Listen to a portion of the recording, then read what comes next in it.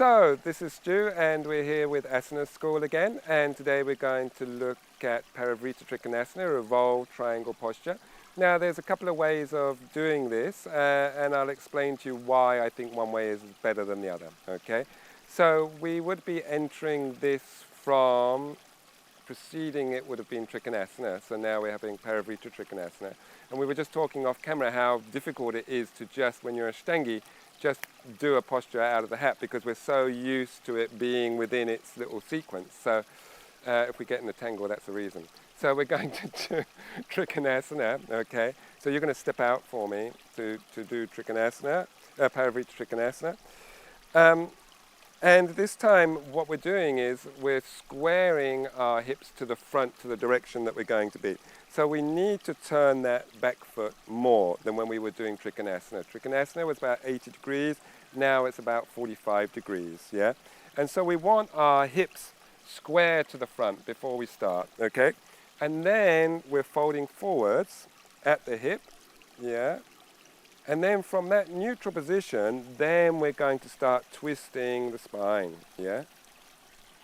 And here, we can place our hand down on the floor, yeah? If we can reach there. And then this hand would come up in the air, yeah? And so we're thinking like we had a line through here, and then Carolina would be rotating as much as she could, but keeping the hips as square as possible. And you can see what happens is the more you play with one end, then the other end shifts to accommodate it. So it's always a game of trying to create something that's even. But of course, for a lot of us, to have that hand on the floor might be a little bit too challenging at this particular moment. So there's a few things you can do. One is, as you're coming forwards, you can place your hand down on your foot, on shin. So actually, sort of, you can place it here, yeah, and get hold of your foot. That gives you a couple of inches, but actually, and then go in the posture. It's actually really hard work to balance, which is sort of why I like it, because it makes you really engage and actually really work quite strongly on your foundation. So it's quite a challenge. Or you can get a block and you can place your block down here, or two blocks, or whatever you need to provide your support, yeah? Of course, you can bend your front knee as well if you need to make the posture accessible for you. So this is what it's all about. How do we keep the essence of the posture, which is a twist from stable hips, also working the backs of the legs, the hamstrings predominantly at the front, at the upper back of the leg, yeah? How can we keep the essence of the posture but make it right for my particular body, yeah? And that might be bending the front knee, placing the hand on the shin, or maybe even higher up the leg if that's what's needed.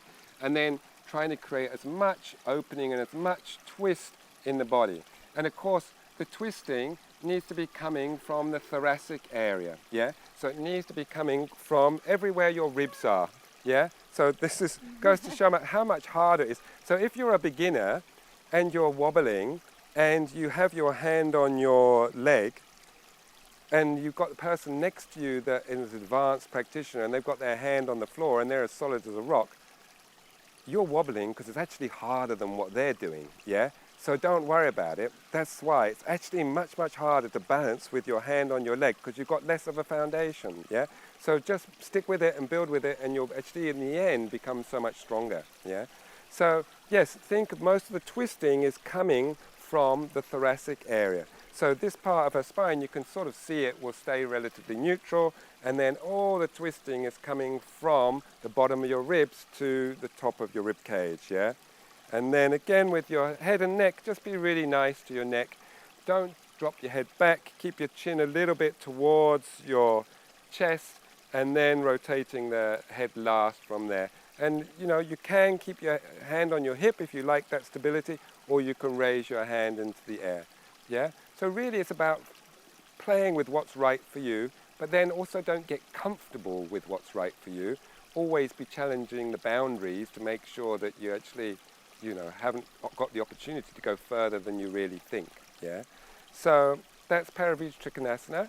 Hope that sorts out a few little things for you. But again, don't be afraid to explore and see what you think suits your own body.